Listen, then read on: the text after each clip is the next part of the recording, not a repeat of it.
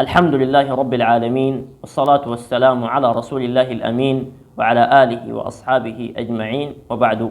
مرحبا بكم في الوقفة الثانية من سلسلة وقفات حول ضلالات شيخ الزريبة من داخل كتبه.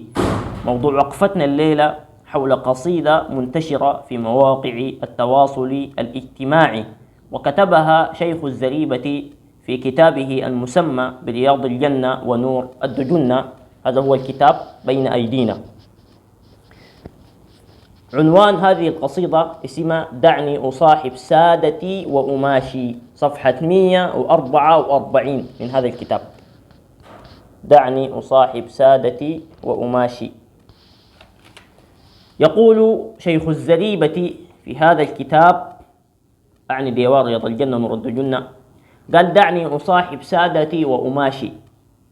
أي صوفي يحاول يسمع معنا القصيدة كويس، لأن هذه القصيدة مليئة بالشرك بالله تبارك وتعالى ودعاء غير الله عز وجل.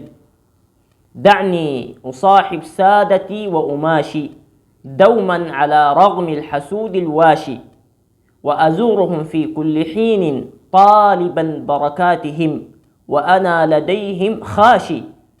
ما مسني سوء وجئت رحابهم إلا وعني ذاهب متلاشي. هم عدتي عند الشدائد كلها، هم ملجئي في كل خضب فاشي. هم موئلي عند الكروب ونصرتي، هم مورد يروي لكل عطاش. أرجو بهم فوزا وإكراما غدا واليوم تيسيرا لأمر معاشي. قصيدة شركية، قصيدة بدعية ما أنزل الله بها من سلطان، تخالف الكتاب والسنة المشرفة. والقصيدة هذه مدحوها مداح، عشان ما تجي انت يا صوفي تقول لنا يا أخي الكلام ده كتبته انت.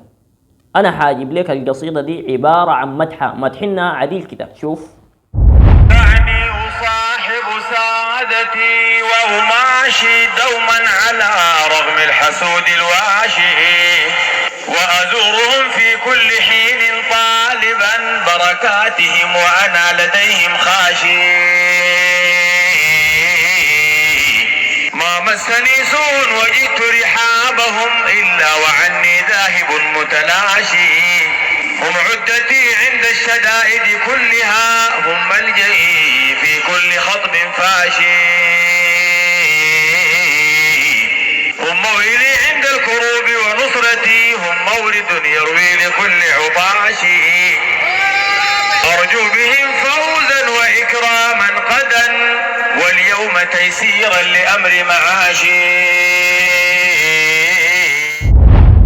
رأيك شنو في الكلام ده؟ كلام مقنن زي ما قال لك الجماعة. البرعي في هذه القصيدة يدعو غير الله سبحانه وتعالى. قال: هم عدتي عند الشدائد كلها، هم ملجئي في كل خضب فاشي.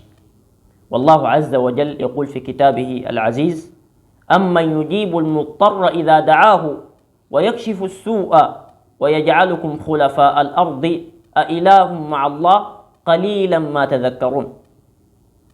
قال: هم موئلي عند الكروب ونصرتي، هم مورد يروي لكل عطاش. والله عز وجل يقول: قل من ينجيكم من ظلمات البر والبحر تدعونه تضرعا وخفية لئن أنجانا من هذه لنكونن من الشاكرين. قل الله ينجيكم منها ومن كل كرب ثم أنتم تشركون. والعياذ بالله، دعاء غير الله.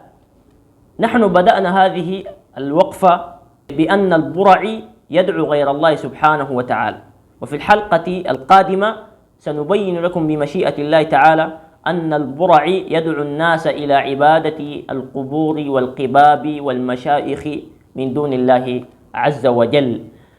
وهذه القصيدة كلها شرك بالله سبحانه وتعالى. فنحن دارين الناس تلتزم بالحق، وتعرف الحق حتى تتبعه، وتعرف الباطل حتى تجتنبه، كما قال الله تعالى: قل جاء الحق وزهق الباطل إن الباطل كان زهوقا. هذا والله أعلم، وصلى الله وسلم على محمد وعلى آله وصحبه أجمعين.